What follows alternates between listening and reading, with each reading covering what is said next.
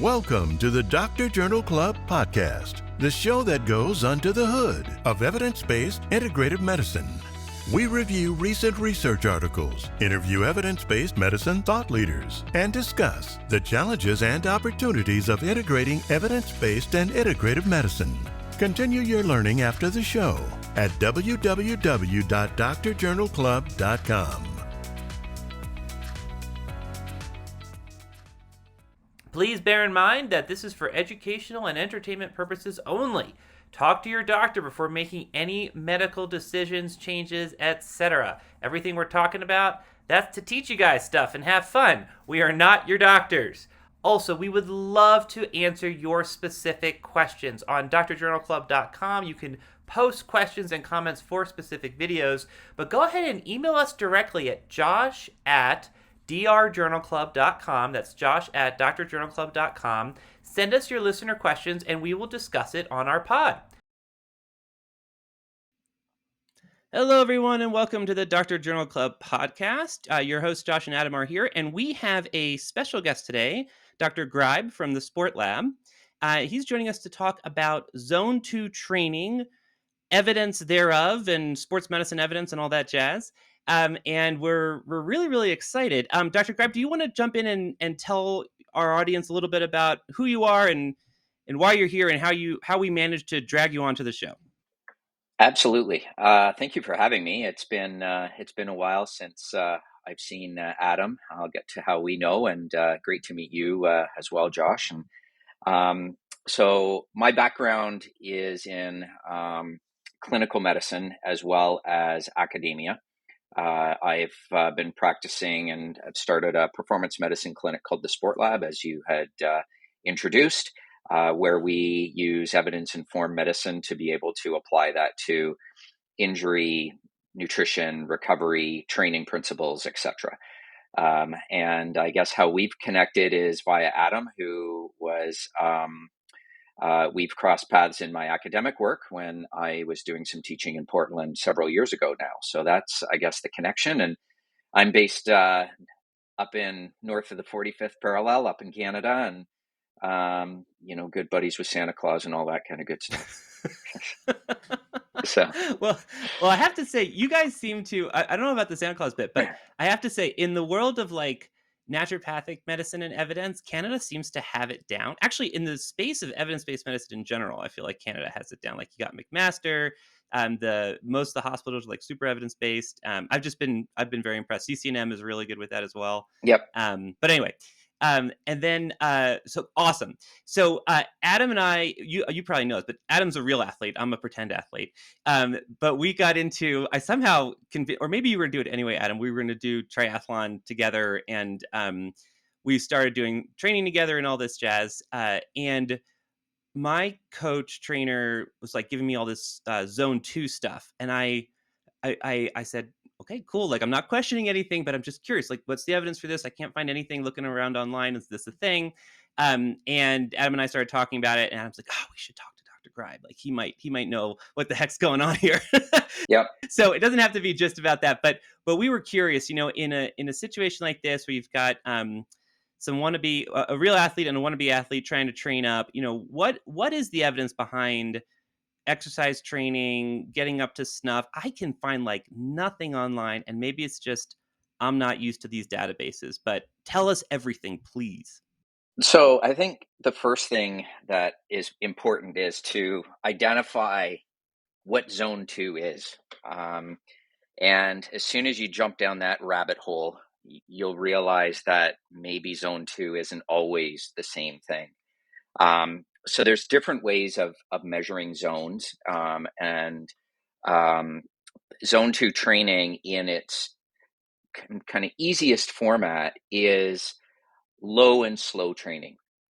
And that low and slow training is supposed to be creating effects physiologically, metabolically, to improve efficiency in the athlete. And it's primarily, you're going to see a lot of Zone 2 training done in endurance exercise. And we'll talk about different training methodologies, I think, a little bit later. So that are either validated or not validated, they all come back to the same basic kind of science. So um, I guess the key is what is zone two, and I'm happy to talk about different methodologies if there's questions about that. But I'll leave it to you, Adam. What zone two in your mind? You're the athlete, I guess. Yeah, Yeah, zone two in my mind is a lot slower than what most people are used to. It's kind of basically like a very comfortable, if you're running, like a very comfortable jog where you could talk to the person next to you without getting out of breath. And I think to people who are new to zone two training specifically might think that they're under training or they're not really putting in much effort. fair. And you are hit the nail on the head. That's kind of exactly the perception from many athletes, is like, well, like, I don't even feel like I did anything. But the reality is that you've done a lot biochemically. And that's, I think, ultimately what we want to discuss later on today is what are you doing biochemically? But first of all, how do we get there? So zone two, for the kind of general population, would be a calculation. Typically, we have our data and our Garmin's or whatever watch we're using, or some type of heart rate monitor. Many of us are using a GPS system, or a head unit on our bikes if we're triathletes, or there's always some data collection.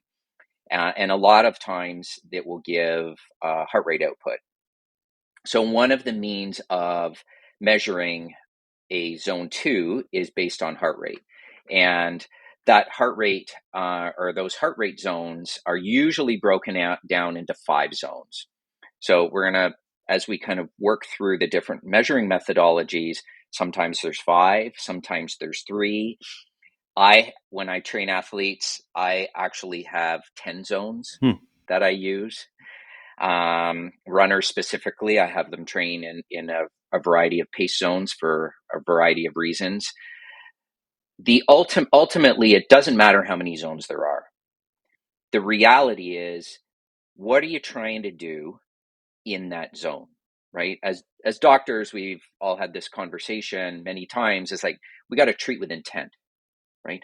What are we doing to elicit a response so that, in this particular case, an athlete is getting the output that we want in some way, shape, or form?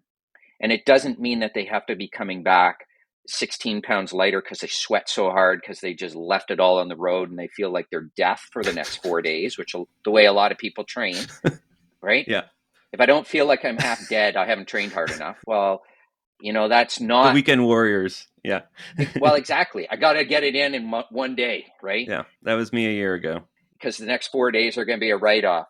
But the low and slow, like that, this zone one, particularly zone two training, you're still very metabolically active, right? If you're calculating zone two or looking at zone two in terms of metabolic equivalence, you've really enhanced your metabolic rate.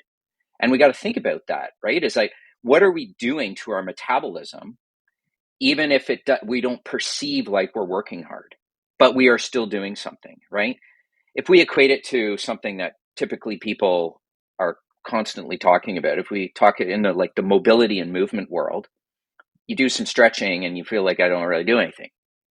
Well, are you doing something? Yes, because you're eliciting a response in the tissue, stretch response, and mechanical pressure, et cetera, et cetera. Similarly, when we're doing training, we are eliciting a response on our metabolism, allowing our metabolism to adapt. Can you okay, so I am new to this world of training. I was mostly a couch lout with a laptop for most of my life. Yes. So can you tell me, but also the audience, Yes. what do you mean by that? Like, what is happening when you say Yeah. metabolic changes? Like, what is happening that will benefit us in the competition that we're training for? Well, there's 3 or 4 things, right? So when we are training low and slow, we are upregulating ATP synthesis, right? And generally speaking, where are our ATP generated? Mitochondria, right? Mitochondria, of course, right? Mitochondria, the powerhouse of the cell. Well, and that's usually end stop. So we're stressing the mitochondria, right? We're creating an environment where we have to have kind of this allosteric environment, right? The stressor on the mitochondria. Now, mitochondria, much to the surprise of many people, do a lot more than just generate ATP, like a hell of a lot more, right? And that's where we run into problems with people not thinking about training their mitochondria, right? If you overstress the mitochondria by forcing it to generate way more energy than they like to all the time, right? Like high intensity training, super threshold training, VO2 max training, whatever we want to call it, zone 4, zone 5 training, we're not allowing for adaptations of the mitochondria. We're stressing the mitochondria, right? So going back to kind of training principles 101, what are we trying to do when we train? We're trying to elicit a response so that we can adapt to the response, right? So you elicit a stressor in some form, physiologically, metabolically, biochemically, neurologically, it doesn't really matter. You create that stressor, you allow the body to adapt to that stressor. We agree? So the basic, so yes, and so the basic idea, if I'm tracking, would be you need to stress enough for long enough periods of time to get the adaptation that you want, to get like the super mitochondria or whatever. But too much would you wouldn't get the adaptation, or you wouldn't be able to do long enough to get the adaptation that you're looking for. And so is the thought that you're creating more mitochondria, or they're just more efficient, or and has this been like has this been studied? Like, where does this come from? Like, how do we get this idea? So it does a couple things. So number one is it allows for the mitochondria to, you're increasing mitochondrial density. So you have more mitochondria, you can make more ATP. So that's good. You're also looking, we can look at the efficiency at which mitochondria are generating ATP, and there's seemingly increased efficiencies in ATP generation in those that are trained in zone 2 training. There is also some interesting effects on what I guess would be considered moderate intensity exercise if we look at zone 2, right? So we have low intensity, moderate intensity, high intensity for the Gen Pop. So although there may not be a lot of literature specifically on zone 2, we also want to think about the literature that's been published around Gen Pop, which is that moderate intensity exercise, right? That quote unquote fat burning zone, right? Or that fat max zone, if we're looking at it from an exercise science perspective. So when we're looking at moderate intensity exercise, or what would be considered moderate intensity exercise, kind of high zone 2, there is an extensive amount of literature around how our body adapts to a stressor, i.e. exercise, right? We as athletes like to look at a lot more intricacies, but forget that as an athlete competing, Adam prepping for a triathlon, it's not just about the triathlon. It's about his body functioning 24/7, 365 in an optimized state. When we talk to our athletes, we usually like to talk to them about being a 24-hour athlete. So you go out and train for an hour, but what do you do in the other 23 hours, right? I think I probably ingrained this in Adam's head way back when, right? And that if you're not taking into consideration all the other stuff you do in the other 23 hours, you're actually eliciting stressors that you can then have an adverse response to, because then you're not allowing for adaptation, right? Who's primarily responsible for cortisol secretion in the body? The adrenals. Adrenals. What part of the adrenals? Oh, going back to physiology class. Yeah. Save us, rescue us. Oh man, we are going way back to med school now. Yeah, that's what I was having nightmares of, like cross sections of the adrenals. Thanks for that. Yeah, this is the academic side of me coming out. I just quiz everybody all the time. If you look at the literature, where a lot of this corticosteroid is being generated is in the mitochondria. So there's another component that if you're overstressing the mitochondria, do you think that you're going to have an appropriate stress response? Are you going to be able to secrete some of these mineralocorticoids and glucocorticoids in the mitochondria or from the mitochondria appropriately? No. So it's this mitochondrial load that we're putting if we're doing constantly high stress exercise. Does the mitochondria have the ability to be allosteric? Can it adapt to the stressor that's being put on it? Or do we get into that whole, Hans-Selye general adaptation syndrome thing where you fatigue and it becomes a distress rather than a eustress, right? It's not a tolerable stress anymore. And is that what makes It's an excess stress. Sorry, is that what makes zone 2 sort of this golden child of training, where if you were to be in zone 4, zone 5, the amount of intensity that you're kind of putting in, and let's say you were doing that on a daily basis, you don't have the adaptation to recover from that. Whereas with zone 2, it's an appropriate amount of stress and also recovery, if you will, for lack of a better term. So then this way you can improve from a mitochondrial standpoint that we're just not seeing in zone 4, zone 5. Yes, exactly. Right. So the intent is to influence the mitochondria where most of this zone 2 training is happening. There's also some DNA sequencing work in the mitochondria that changes the way that we have the ability to secrete proteins. So kind of looking at mTOR pathways and protein secretion. In fact, there was a piece of literature that just crossed my desk today. I haven't even read it. Looking at mitochondrial dysfunction and the link between mitochondrial dysfunction and sarcopenia. Right. So what's the one thing that we always are asking our aging population to do? Well, go do some more exercise, do resistance exercise, do aerobic exercise. We don't know why per se. We think we know why. But this piece of literature is going to be interesting to read, because if you can then stress the mitochondria appropriately, moderate intensity exercise, zone 2 training, and you have better, more efficient mitochondria, are they then more apt to be able to secrete the proteins or the precursor proteins to allow for the nucleus of the cell to do its job more efficiently, right? And that's where the biochemistry becomes very interesting around zone 2 training.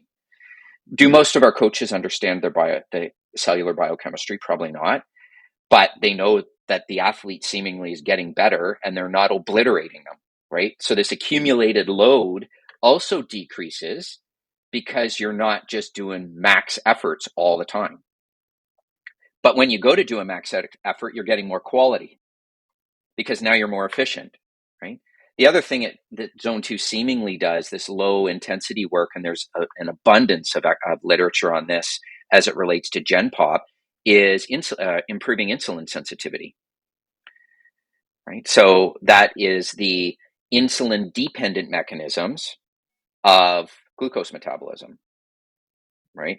And we know that there's also an insulin independent pathway to be able to get glucose into a cell.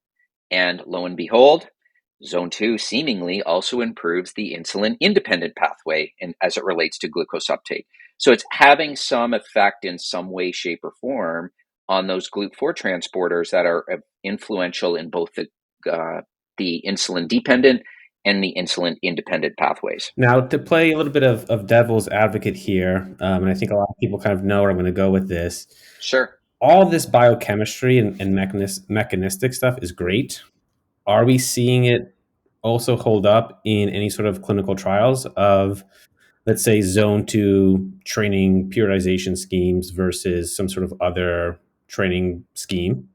Well, we do in Gen Pop for sure. That's for sure.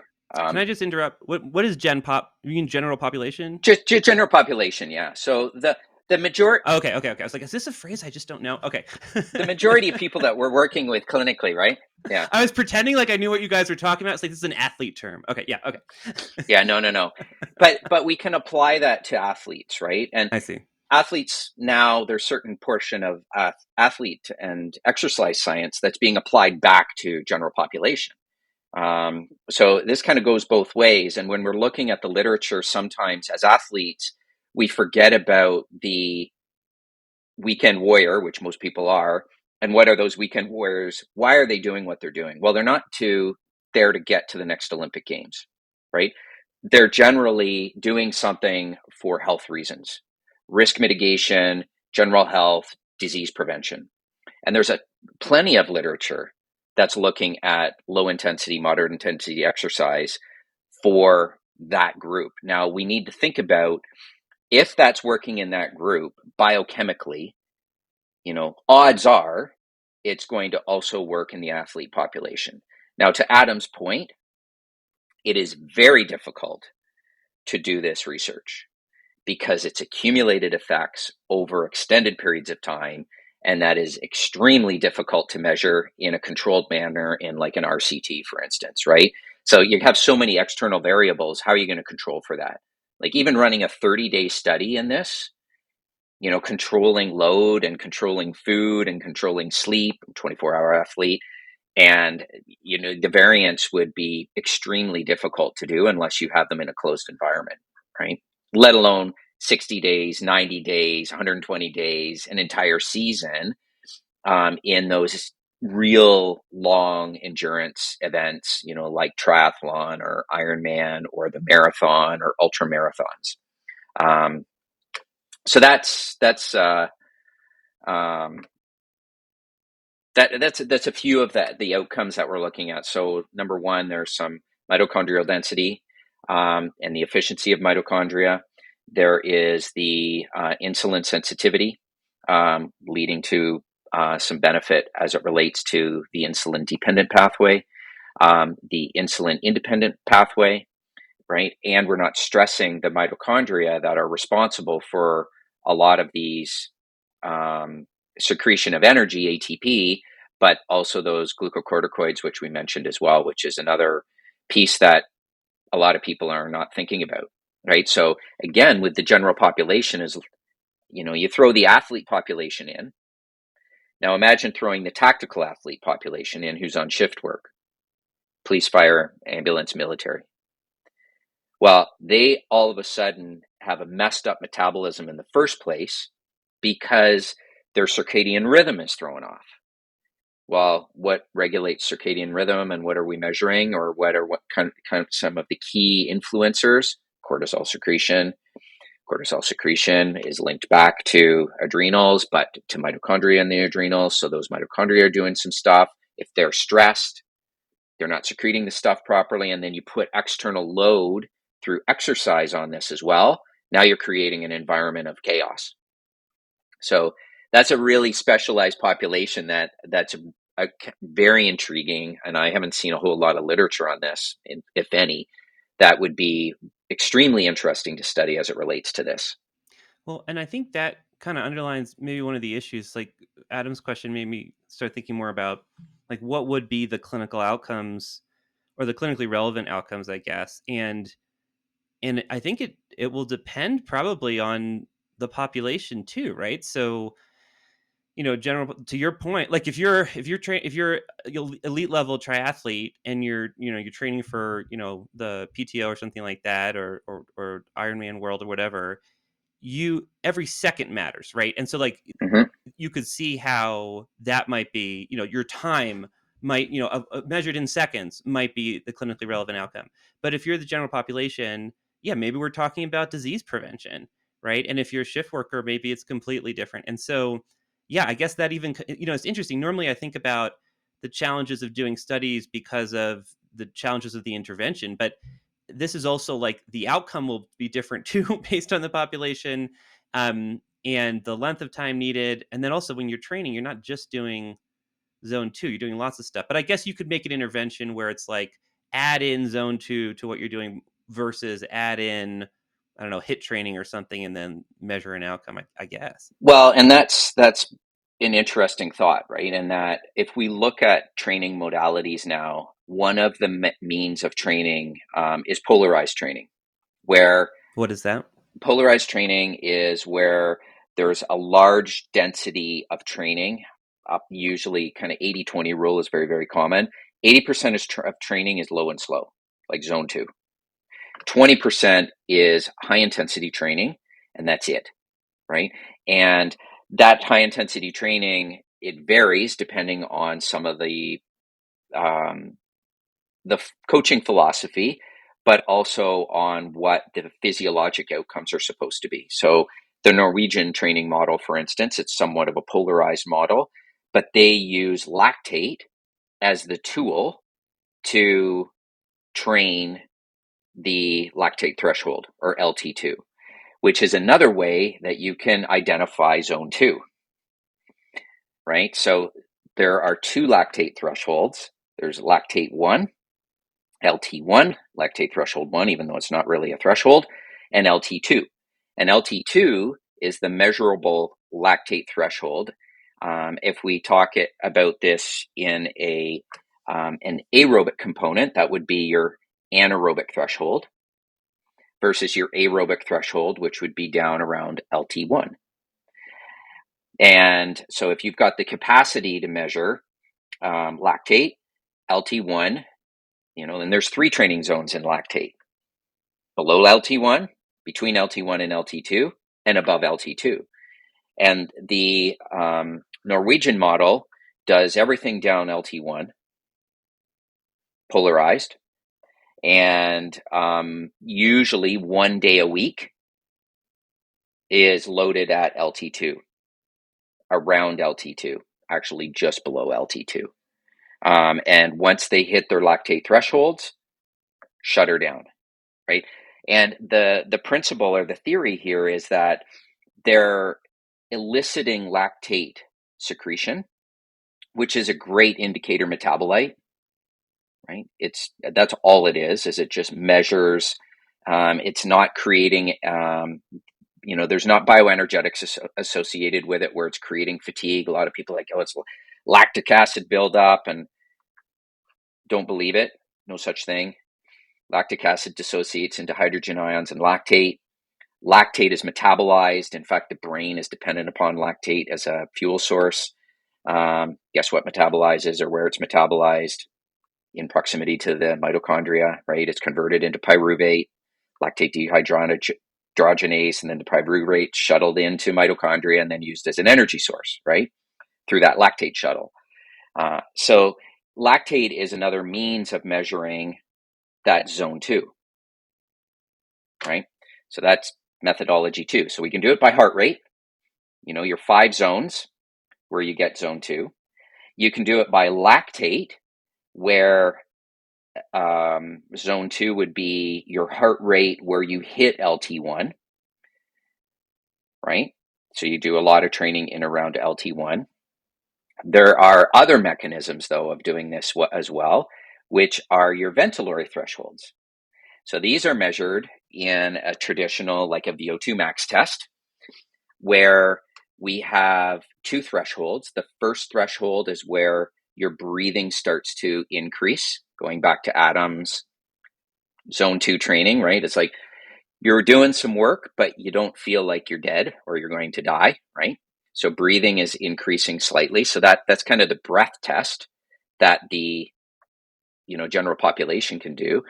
And ventilatory 2 is the second threshold, where that controlled rhythmic breathing tends to break down.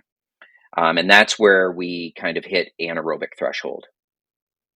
So the VT1, or ventilatory threshold 1, is where that free fatty acid metabolism, it's kind of the upper limit of that free fatty acid metabolism, or that quote unquote fat burn zone, which is, again, going back to our zone training. If we're looking at zone 2, same zone.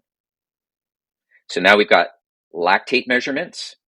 You've got ventilatory thresholds, so lactate thresholds, ventilatory thresholds, heart rate, or perceived exertion. All different ways that you can measure the same thing. Look, the thing is, we don't do this for money. This is pro bono. And quite honestly, the mothership kind of ekes it out every month or so, right? So we do this because we care about this. We think it's important. We think that integrating evidence-based medicine and integrative medicine is essential. And there just aren't other resources out there. The moment we find something that does it better, we'll probably drop it. We're busy folks. But right now, this is what's out there. Unfortunately, that's it. And so we're going to keep on fighting that good fight. And if you believe in that, if you believe in intellectual honesty in the profession and integrative medicine and being an integrative provider and bringing that into the integrative space, please help us. And you can help us by becoming a member on Dr. Journal Club. If you're in need of continuing education credits, take our NANCIAC approved courses. We have ethics courses, pharmacy courses, general courses. Interact with us on social media, listen to the podcast, rate our podcast, tell your friends. These are all ways that you can sort of help support the cause. So what like, and Adam, I'm curious like what you've done, since you're way more into this than I am. Like, I'm used to, like, okay, I'll be honest. My Apple Watch tells me what to do. And so, like, how legit is that? And what is in the world is that even based on? And for the Gen Pop, what is optimal? Or can people go in and get their lactate threshold tested or VO2 max tested, or are we just going to go with exertion, like Adam was saying earlier, or are they all close enough that it's equivalent unless you're going for the Olympics? And Josh, when you're saying that your iPod is telling you what to do, is that based on like heart rate variability metrics, or could you sort of explain that a little bit more? Yeah, so I don't quite understand it. I tried to look it up once, but the iWatch will, like, I think based upon everyone, whenever you run outside, I think it takes an additional fitness measure and estimates your VO2 max. Like it said, it looks at your heart rate over a mile or something like that, and I think that's what goes into these calculations. But I could be wrong about that. So these smartwatches are doing that. So it can be a percentage of your VO2 max to establish your training zone. Other modalities can just be when you put your age in the system. Some of them are very simplistic, and they do the 220 minus your age calculation and spit out here. I remember that one from school. Yeah. Right, here's your 5 zones, and have at her, and hopefully it works for you. So that's the other means of doing it, which is a very traditional max heart rate methodology. There's also a heart rate reserve method where you're looking at the difference between your max heart rate and your resting heart rate, and then computing your zones. So, and all of these have legitimacy to them. To answer your question, Josh, are they all doing the same thing? If you're off by 4 beats a minute, plus or minus, is it really going to matter? Probably not, right? So people are like looking at their watch like 122 beats a minute. That's totally me. Is my zone 2 plus or minus 5 beats? So I'm like 127, got to stop, right? Well, It's totally me. Yeah. Well, it's modulate, right? Your intent is to be in zone, you're kind of zone 2-ish. And I mean, using lactate as an example, I jumped down this rabbit hole a couple months ago because I was getting so frustrated reading the literature around lactate thresholds. I think there's now 9 different ways, all have validation, to calculate lactate thresholds. And they're all different, like massively different. So it's like, again, like, what are you trying to do in your training? And if you're trying to do this, then you got to pick the zone and stick with it. Consistency will be key so that you are getting optimum training within your area. So if you're looking, Josh, to optimize your mitochondrial efficiencies, as you improve your fitness, your zone 2 will go up, right? In theory. In theory. If it's based upon your VO2 max, right? So if it's based on your VO2 max, and even if the Apple Watch is doing a calculation, your VO2 max goes up, proportionally all your zones are going to go up. So now you've got an increased capacity to train, which is going to give you more adaptation. So you're staying within that allosteric capacity of your tissue to be able to take the load and adapt. It's when you go full blast and you don't recover, and full blast and don't recover, and you don't get any adaptations, right? So when we're looking at ventilatory thresholds or lactate thresholds, it's called right shifting.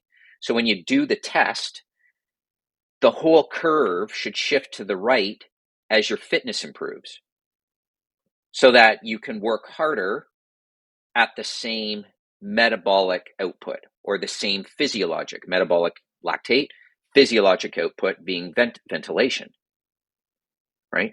Or in the calculation of the watch, if it's calculating VO2 max, and if that is validated, because there's question on the validity of these back calculations, you're going to see your training zone also increase. So then you can train a little bit harder and still get the benefits and not get overloaded and cause this stressor on the mitochondria. We're talking a lot about mitochondria today, or stressor on your physiology that you cannot adapt to. And one thing, if you can, is there sort of a ranking that you have when it comes to training methodologies? Because my concern with like an RPE scale, or rating of perceived exertion, there's so much subjectivity to it. You might be able to, like my Garmin will say, oh yeah, hey, your heart rate variability is looking really good today. You're well recovered. You can have a hard training session today.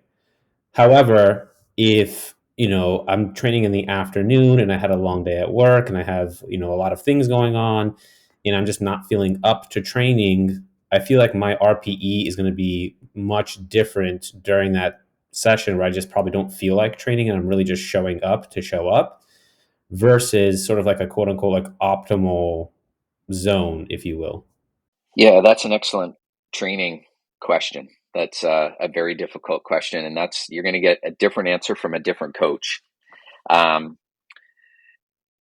So you can also, Adam, you brought up the question to Josh. How is this calculated? Is based on HRV feedback. Well, I'm a big fan of HRV. I love HRV. I think it's a really good indicator on how our autonomic nervous system is adapting to some of the stressors, because we can't go in and start doing punch biopsies on ourselves and measuring enzyme secretion in our mitochondria. But what we can do is measure our HRV. So at least we've got a surrogate measurement on adaptation as it relates to your neurology.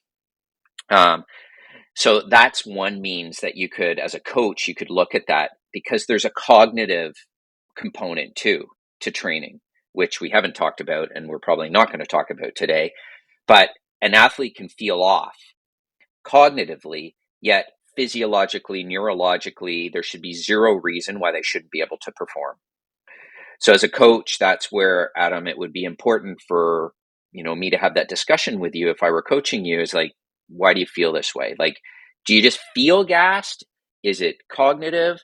Because we've all had those. And as soon as you get out there and you do your warm up, you're ready to like take over the world.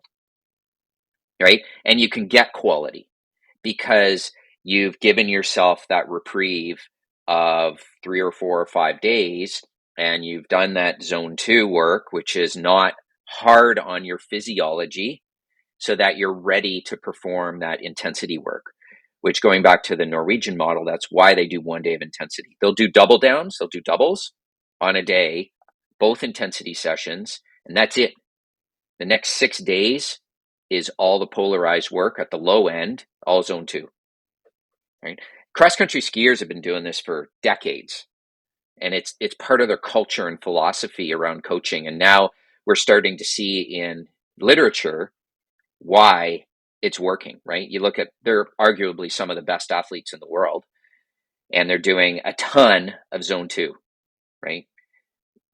Christian Blumenthal, right? One of the best triathletes in the world, all Norwegian model, polarized training, loads of zone 2, very controlled lactate threshold training, right? So there's that metabolic component that when you put your body under load for extended periods of time, you're able to do the output, versus creating the stressor and slowly breaking yourself down metabolically, biochemically, and not knowing it, and then you're not getting the output, right? Just like our sarcopenic patients. They kind of slowly deteriorate because their mitochondria could be dysfunctional, right? Why would we purposely do that and if influence our longevity in sport if we know that we can have positive effects on this quote unquote powerhouse of the cell and all the other molecular mechanisms that are involved when we're generating the upregulation of mitochondrial influence, right? Now you talk a lot about now mitophagy. So mitochondria can self-destruct and they know when to do it. Like it's really intriguing when you start looking at how these little tiny energy mechanisms in our body are actually functioning. And I can't help but go back to, like, was it like high school molecular biology or whatever, where they were talking about that theory of it. It's from a different organism, right? Like, isn't there that theory that the mitochondria merged with with other cells, and Yeah. where it's sort of like this alien within us, and it does all this really cool stuff. Yeah. I just can't stop thinking about that. But this is amazing, and absolutely fascinating. Adam, any other last minute questions you were dying to make sure we get an answer for before we wrap up for today? Yeah, I have a couple questions, and this may need to be sort of like a part two, because part one would be sort of, training methodologies. Yep. And this next part might be like a part two of recovery and supplementation and whatnot. But things that that I have sort of concerns for within the field of sports medicine is there is sort of quite a bit of pseudoscience, for lack of a better term, where a lot of supplements are being recommended based on these mechanistic or mechanisms of action. So you're talking about, like, oh, can this, I don't know, vitamin C or something like that. It can increase or enhance mitochondria, therefore it'll enhance your, your physical performance.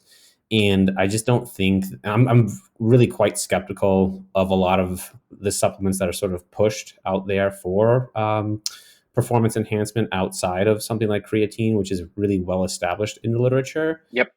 Yep. And something that's making its waves for quite some time now on social media is this obsession of cold plunges, which behind the scenes, Josh and I have actually kind of been going back and forth on, where That's another paper we have to do. I love cold plunges. I'm very skeptical of, Yeah. and I think in the long term, they actually, I'm skeptical of cold plunges because I think in the long term they are actually, or what the research is showing is that they're actually detrimental from a recovery standpoint long term. Yep. Absolutely. But if you are in a very like short term window of, we had a game today, we went all out, and then we have a game tomorrow, that cold plunge may be beneficial, but only in that short term and can help recovery acutely, but long term would be detrimental. Yeah. Or is it even helping acutely? Correct. Right. Because there's literature suggesting that a cold plunge may actually inhibit tissue recovery. So it's interesting. You ask a really awesome question, Adam, and I think there's a lot of hand waving, especially in the supplement world, and there's deduction around these what they do. I mean, an example is like vitamin C and how that can help with recovery. Well, why is it? Like if we talk about the mitochondria, we talked a little bit about ATP production. We talked about some of the corticosteroids, mineralocorticoid secretion pieces, but it's also integral in like intracellular ROSs, reactive oxygen species generation. That all starts with the mitochondria. Oxidative phosphorylation, as we know, thermogenesis, like how do you warm up? That's all wasted energy. Well, where's the wasted energy coming from? Guess where? The mitochondria generating energy that we just don't use, right? So thermogenesis is also mitochondrial derived. Calcium homeostasis, mitochondrial derived, right? And then all the cellular metabolism hub, all mitochondrial derived. So, going and saying, well, theoretically, if we give vitamin C or anything else that's going to quench reactive oxygen species, that's a good thing. because then we're going to downregulate the biochemistry, in theory. But it's in theory because we haven't measured it. So Adam, I'm on the same page. I'm very skeptical. Yeah. I think from a dietary perspective, on the other hand, if we are really feeding our athletes well in this 24-hour athlete model, and we're giving them low doses of lots of different stuff, that kind of hormesis kind of theory, where the body then has lots of different things that it can utilize and help it adapt with, I think that's a good thing. Talking, the cold plunge, everybody's like all hopped up on cold plunges. Well, what about the opposite end under the spectrum? Like the Finns have been sitting in saunas that are, 75, 80 degrees C for centuries, right? So are we going to create things on the opposite side that could be influential on our body being able to adapt to its environment? Well, of course we can, right? Heat acclimation.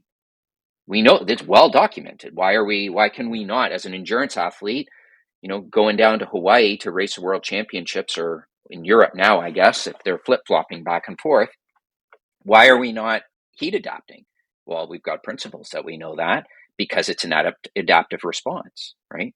The people clinically coming back this time of year, people are going down to, I think you guys are on the West Coast, I'm more on the East Coast. So your bunch goes to Hawaii, our bunch goes down to the Caribbean.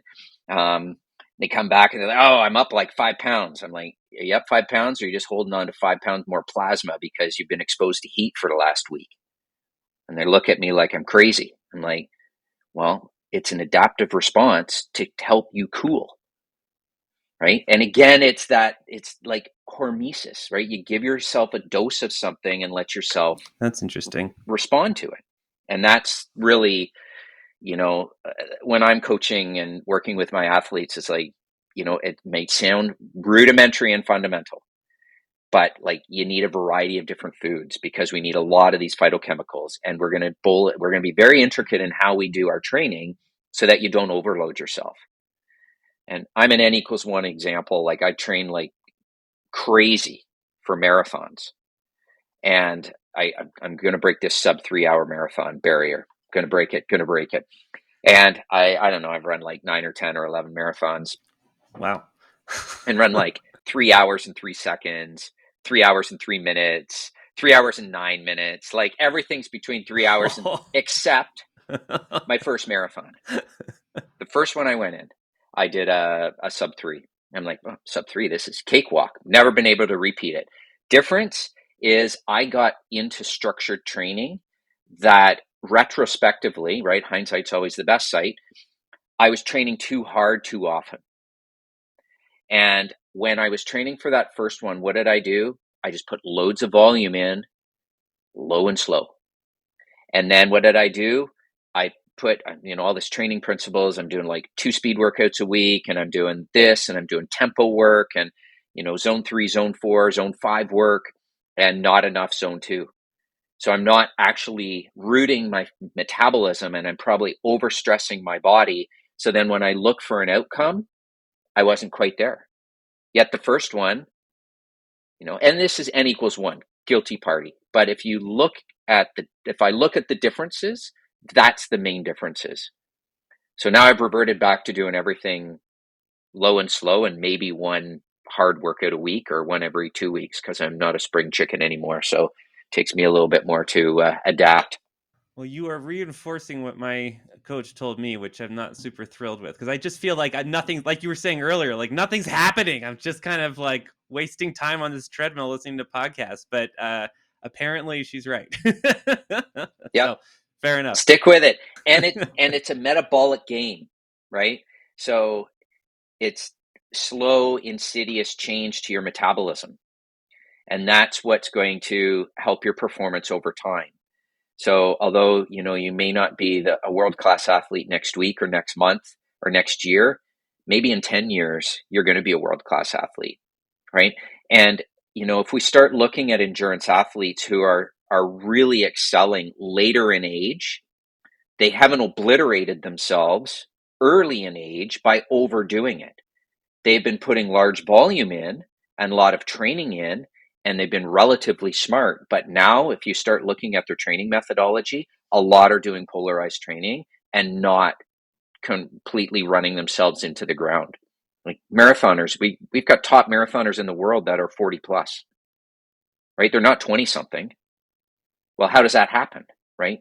It takes time for your metabolism to change, right? Oh, very cool. Very, very cool. Adam, got any other questions, sir? Well, we got an expert on the call. No, that is it. I think we got to break this up into a two-parter at least. Yeah, this was amazing. I have like a zillion questions, and like, I don't know. I feel just super briefly, you were talking about the Hawaii games and all this, and there's a podcast that Adam and I sometimes listen to, that Triathlon Life, and they do heat training for Kona. So they'll go before their workout, they will like go sit in a sauna, get their temperature way up, and then go train. And they, at least according to this podcast, they swear that that's sort of that heat adaptation for Kona. I mean, I just can't even imagine. Yep. That's just crazy. Well, and now there's wearables. There's a wearable that actually has it measures heat flux. What? And they have a proprietary algorithm that uses that heat flux to get a core temperature estimation. Uh-huh. So then what you can do is you can do a heat training test. So it's a graded step test under heat environment, and you're looking for power degradation because you're going to lose power as you get hot, right? Your physiology is not going to work as well at a steady state heart rate, right? So your power's going down, heart rate stays the same. So then you've got a 2 variable curve to be able to delineate where you're starting to dramatically influence your performance. So then you've got a window of training to say, just like we do with zone 2 training, lactate training, right, ventilatory threshold training. Now you've got heat training because you've got your zone where you start to degrade in your power output. And you can do that for running, you can do it for cycling, and then you can get a heat adaptation in an objective manner rather than just sitting in the sauna and cooking yourself. And it doesn't have to be high intensity. All you're doing is to modulate your core body temperature. So you put all your sweats on and you do a light ride, get your body into that into that heat zone. You hang out there for a while, and that's your workout. Huh. It's the same general concept, but yeah. Huh. So it all exists. That's so cool. Yeah, same concept, just with heat. Yeah. That's so cool. Well, it's a whole new world for me. And yeah, just fascinating. Well, anyway, thank you so much for Adam. Thanks for the idea, and thank you for joining us. This was just awesome. I have a feeling we'll be bothering you again soon, so just feel free to ignore us. But no, just absolutely wonderful. Any last minute words you want to share with our listeners? No, it's been great to catch up, Adam, and glad to hear your crush and try, which is awesome. And Josh, you're going to be crush and try now. You've got all the tricks of the trade now. As long as they survive. Goal is survival. Yeah. Yeah, no, I really appreciate the opportunity, and anybody that is interested in speaking to me further, then you can always reach out in our social, or I think I can leave you my email address as well, guys. So awesome, very cool. Thank you so much. Yeah, thank you. All right, take care. Yeah, thanks. If you enjoy this podcast, chances are that one of your colleagues and friends probably would as well. Please do us a favor and let them know about the podcast. And if you have a little bit of extra time, even just a few seconds, if you could rate us and review us on Apple Podcast or any other distributor, it would be greatly appreciated. It would mean a lot to us and help get the word out to other people that would really enjoy our content. Thank you. Hey, y'all, this is Josh. We talked about some really interesting stuff today. I think one of the things we're going to do that's relevant, there is a course we have on Dr. Journal Club called the EBM Boot Camp that's really meant for clinicians to sort of help them understand how to critically evaluate the literature, et cetera, et cetera. Some of the things that we've been talking about today. Go ahead and check out the show notes link. We're going to link to it directly. I think it might be of interest. Don't forget to follow us on social and interact with us on social media. At Dr. Journal Club, Dr. Journal Club on Twitter. We're on Facebook. We're on LinkedIn. et cetera, et cetera. So please reach out to us. We always love to talk to our fans and our listeners. If you have any specific questions you'd like to ask us about research, evidence, being a clinician, et cetera, don't hesitate to ask. And then, of course, if you have any topics that you'd like us to cover on the pod, please let us know as well. Thank you for listening to the Dr. Journal Club podcast, the show that goes under the hood of evidence-based integrative medicine. We review recent research articles, interview evidence-based medicine thought leaders, and discuss the challenges and opportunities of integrating evidence-based and integrative medicine. Be sure to visit www.drjournalclub.com to learn more.